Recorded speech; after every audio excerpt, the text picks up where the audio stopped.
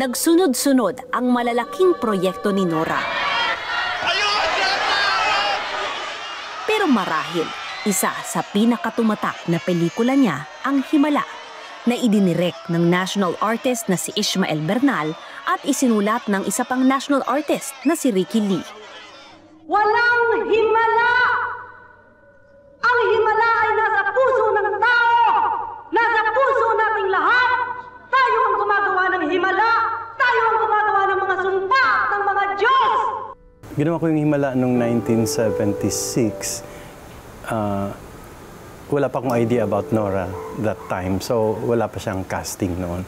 But then when I started rewriting the script around 1979 or 80, then nag-decide na ako na si Nora. Ang gusto ko, I felt na bagay ito kay Nora. Walang makakagawa nito kung hindi si Nora. Kuhang-kuha niya si Elsa in all Elsa's purity and guilt. Mahirap gawin yun. Hindi totoong buntis ako dahil sa himala. Hindi totoong nagpakita sa akin ng mahal na birhen. Walang himala! Doon sa eksena ng funeral scene, sabi ni Ishma kay Guy, Guy, 3 prosesyon itong magkakasunod at namatay ang mga bata dito dahil sa paghihimala mo. Guguhit ako dito sa lupa. Pagdating mo dito sa lupang ito, luluha ka sa kaliwang mata. So sabi ni Guy, okay po, direct. And so, yun na nga.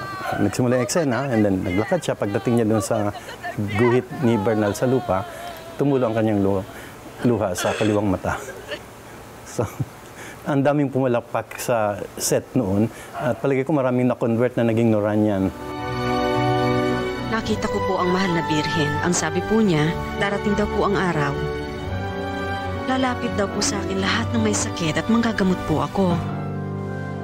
Matindi ang impact ng Himala sa lahat ng nakapanood nito. Kaya sa 30th anniversary ng pelikula, ginawan ito ng dokumentaryo. Ito yung isang iconic Filipino classic film. Monologue is Nora Take 2. Action. Walang himala. Ang himala ay nasa puso ng tao. Nasa puso nating lahat. Tayo ang gumagawa ng himala. Tayo ang gumagawa ng mga sumpa at ng mga Diyos. Walang himala. Ang naging main focus namin doon ay interviewin namin lahat ng mga importanteng gumanap, mga artista, mga producer, mga cinematographer, at of course, yung mga extra. Ang Himala ay binubuo ng libo-libong mga extras. Yung tingin natin sa mga extra maliit na tao, di ba? Pero sa totoo lang, sila talaga yung nagbuo ng yung epic scene sa dulo ng pelikula na yun, di ba? Kung wala mga Noranian, wala po yung climax ng pelikulang yon. So napakalaking bagay na kasama sila sa pelikula. Sa dokumentaryong Himala ngayon, ikwinento ni Nora kung bakit niya tinanggap ang papel ni Elsa. Bago in-offer sa akin yung pelikula, ewan ko kung maniniwala ang mga tao, pero bihirang tao o yung mga kaibigan ko lang na piling-pili ang pinagkikwentuhan ko nito. Siguro mga 2 weeks bago in-offer sa akin yung pelikula, nanaginip kasi ako. Ang napanaginipan ko ganito, basta nakaluhod ako sa isang altar at kumbaga sa simbahan, yung cross, ang nakaharap ako doon sa cross. Tapos sa right side ko, si Mama Mary. So pagtingin ko kay Mama Mary, tamang-tamang umiti siya ng pagkaganda-gandang ngiti talaga. After mga 2-3 weeks, dumating nga sa akin yung offer na gagawin ko yung Himala. Sabi ko, parang nagulat ako dahil sa ito yung napanaginipan ko. Kaya hindi ako talaga nagdalawang isip na tanggapin yon. If we wanted to get Nora, we realized na hindi po pwedeng kumuha ng maraming artista. Kasi si Nora was already Nora Honor at that time. Si Guy na siya. Kwento ni Keith at Sari, nagulat sila nang ma-interview si Nora para sa dokumentaryo. Nagulat ako na for such an icon, parang napaka-humble niya. As in, bukod nga sa bigay ni Sari, parang napaka-open niya. Parang the fact that walang special.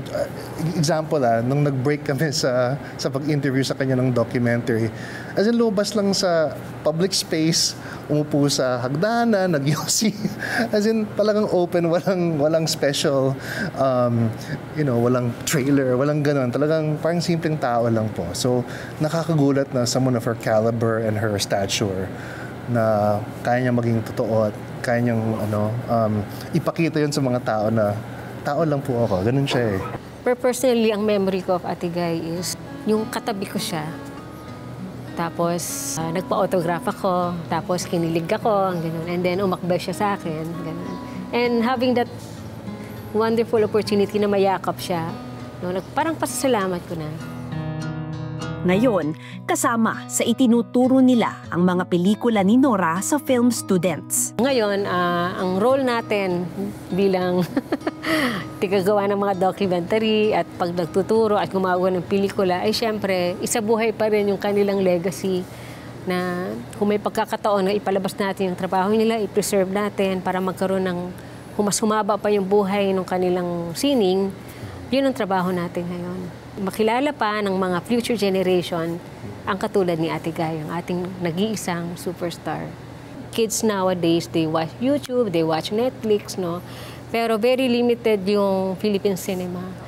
So maganda pa lang sa murang edad ng high school, like senior high school, ay magkaroon na sila ng deeper appreciation or literacy, ganyan. So I think may hope pa. May hope pa na, like yung mga batang to, baka hindi na nila kilala si Ate Guy. Pero dahil sa mga efforts or initiatives na gagawin natin together, ay maipaabot natin. Ang kasikatan noon ni Nora lalong tumindi dahil sa mga naka-love team niya. 1969 nang magsimula ang tambalan nila ni Tirso Cruz III na tinaguriang Guy and Pip. Ang totoo love team noong araw, si Bobot, ako, at saka si Pip. So, ang nangyari noong nagkakagulo na yung mga fans sa studio, sigawan ng Tirso, Edgar. So, pati yung pamilya, naapektuhan. Pinapili ngayon ako. Sino gusto mo? Si Pip o si Bobot? Eh, syempre, first love ko si Pip. Pinili ko si Pip. Ginest ako sa Carmen on Camera. Hindi ko alam na guest din pala si Pip. So doon kami nag-meet, doon kami pinakilala sa isa't isa. Hindi ako makakilos. Oo, sabi ko, ay, kakanta pa ba ako? Hindi.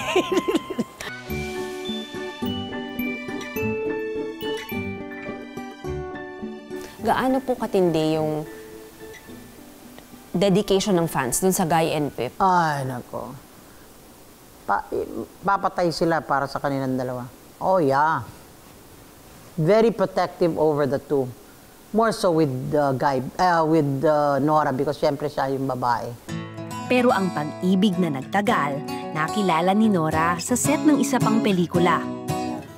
Mga asboy at ako, iba pang kasama namin, eh madalas natatama yung bote doon sa akin, kay Papa Boyet, tatanungin, doon nagumpisa yon. Hanggang sa isang araw, pumunta siya, may dala-dala siyang mansanas. At ang kanta niya ay, "You are the apple of my eyes." Bukod sa programang Superstar na tinaguri ang longest-running variety show sa primetime television, nasa 200 pelikula rin ang ginawa ni Nora sa mahigit 5 dekadang karera bilang artista. Kung mahalin niyo ang sarili ninyo, ay hindi kayo tatanggap ng kahit na anong tulong mula sa kanya. Isa sa iprinuduce niyang pelikula ang 3 taong walang Diyos, kung saan nakasama niya sina Christopher De Leon at Bembol Rocco. Rosario? Nagsisimula pa lang sa showbiz noon si Bembol.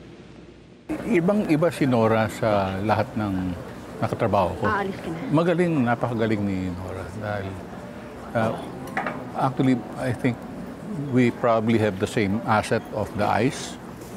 Diba? So, she uses her eyes a lot. Diba? And that's what Lino taught me, to use my eyes more. Kasi it is very expressive. Papatayin ko sila! Papatayin ko sila! And So, nung una, hindi ko maintindihan. Hindi ko mag-gets, hindi ko maintindihan, di ba? Ano ba yung, what's in the eye, di ba? Pero, as the years went by, di ba, I realized how effective it can be. Ganon din si Ate Guy. Hindi totoong nagpakita sa akin ng mahal na birhen. Walang himala! Dahil sa angking talento, humakot ng mahigit 100 local at international awards si Nora. Tsaka nakaapak talaga siya sa lupa kasi hindi siya gagamit ng mga, alam mo yung mga academic methods na ito yung dapat ng tamang pag-arte. Parang sa kanya, it's a lived experience na punong-puno ng kahirapan, ng grasya, pasasalamat. Yun. Kaya pag binigay siya, lahat na apektuhan. Kasi I think marami talaga siyang pinagdaanan. Pero anumang karangalan ang matanggap niya, nanatiling mapagkumbaba si Nora.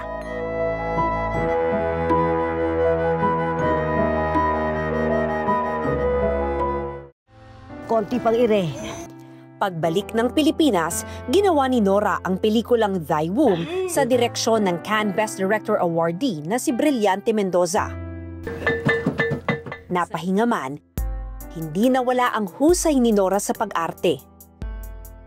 Nakasama niya rin ulit dito si Bembol.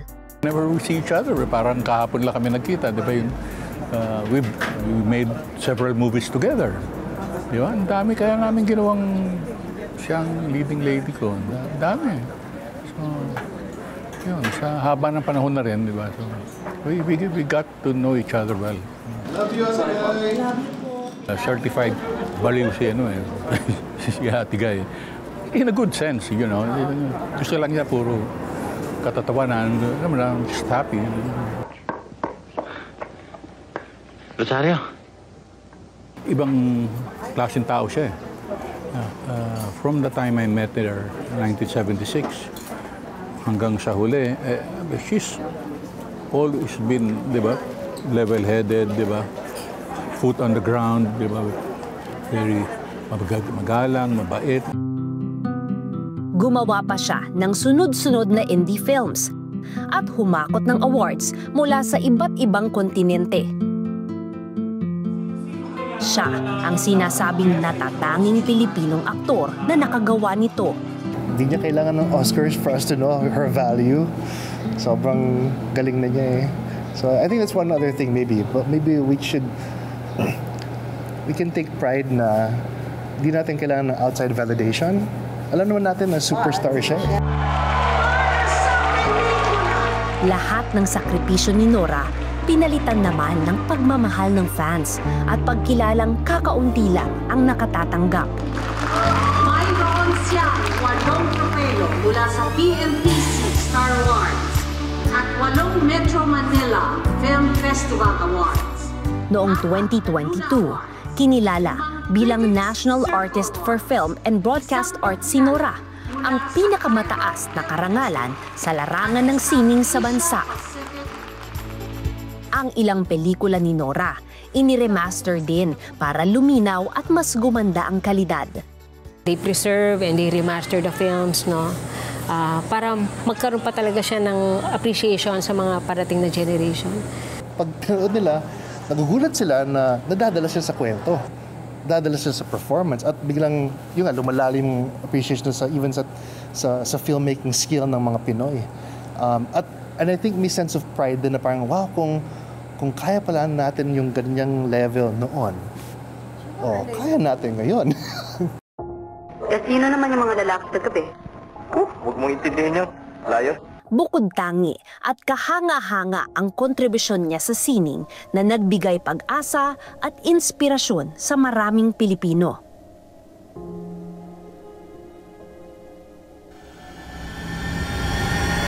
Maraming salamat sa pagtutok sa Eyewitness mga kapuso. Anong masasabi niyo sa dokumentaryong ito? I-comment na yan at mag-subscribe sa GMA Public Affairs YouTube channel.